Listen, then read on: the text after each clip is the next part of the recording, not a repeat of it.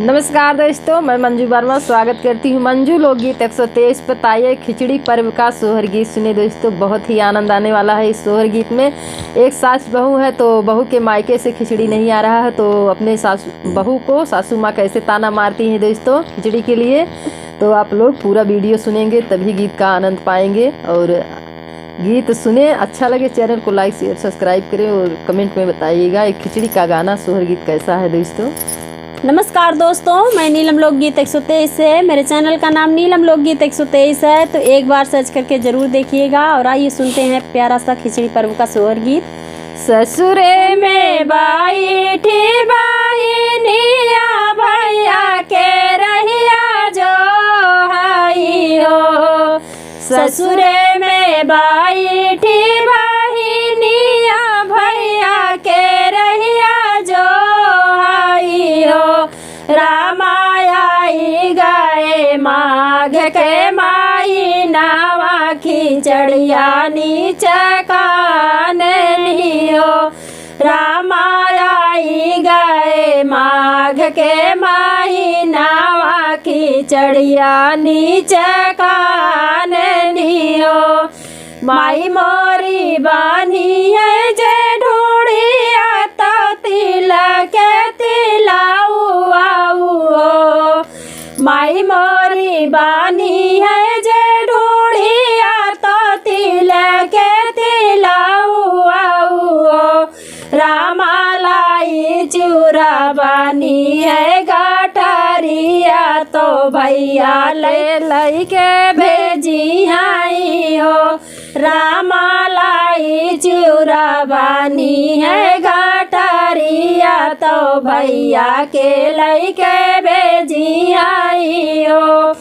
मचिया ही बैठी है सासू बिरहा बोलिया बोलाई हो।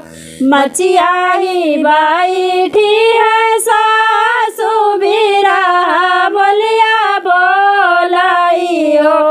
बउअर तोरे भैया तो है बिसारा का बहू नाई आई हो। बउअर तोहरे भैया तो है बिसारा का बहू नाई आई हो। इतने में आवे उठावा तो गठरी लदल आवे हो।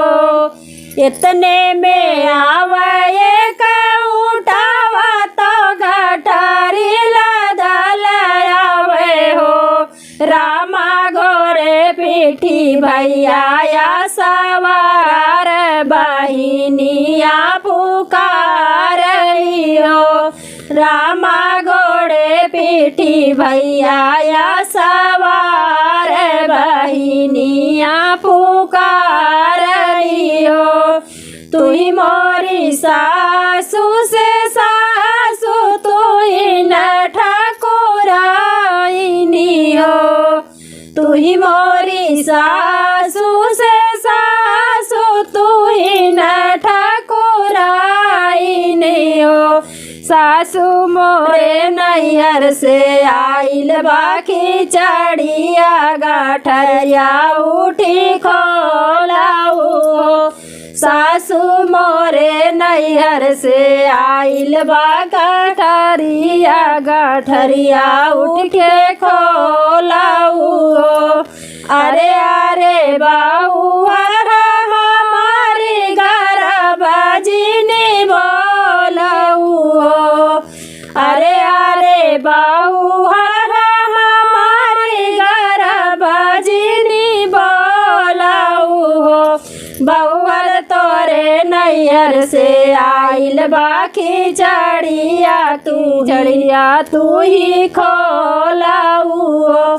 बउअर तोरे नैहर से आइल बाकी चढ़िया गाठरिया तू ही खोलाऊ हो।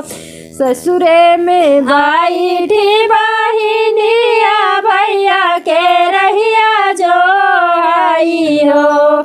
ससुरे में बैठी बहिनिया भैया के रहिया जो हाई हो। रामायाई गए माघ के महीनावा खिचड़िया नीच खाने लियो। रामायाई गए माघ के महीनावा खिचड़िया नीच खाने लियो। धन्यवाद दोस्तों।